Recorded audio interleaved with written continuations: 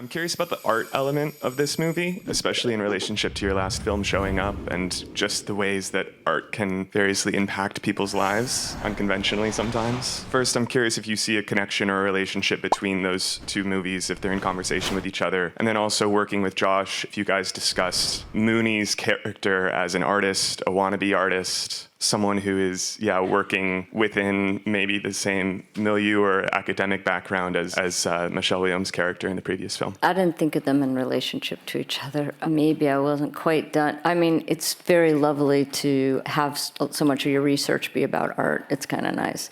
Dove I put in the first draft, I almost like a placeholder, and thought his paintings are too unknown maybe in 1970, and maybe they're quite small, but I love them. I was afraid that they maybe, and Tony Gasparo, the production designer, and I spent a lot of time talking about, like, would they have the oomph of feeling like that Mooney was really taking something of value, but I came back around to them because nothing else really quite made sense, and I liked the idea that he had an attachment to a painting, even that if he maybe wouldn't even remember where it, like all of us, like you forget how you got turned on to something and why it matters to you, and then you come to know it more. But I love that Arthur Dove was a landscape painter, an American landscape painter, and a modernist, or maybe the first modern American modernist, they say, but also just small in scale, which I felt like fit the our size museum, our size heist, our size film, Mooney's size ambition. I mean, he's running by a Homer Winslow painting on the way out the door, where they are with their, he's running by some much more valuable art. I don't know, and then,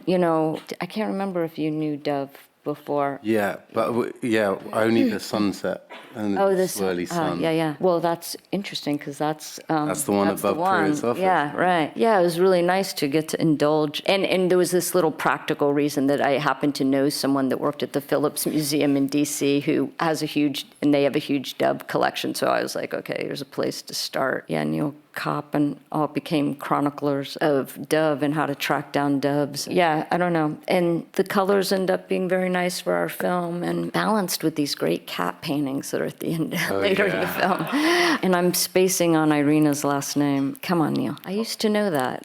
Anyway, those are some paintings. Irina Nettily. Yeah, she does the cat paintings, which are in a boarding house that I stay at when I teach at Bard. And one of my old students went and gathered the paintings and drove them to Cincinnati for us. It was all very sweet.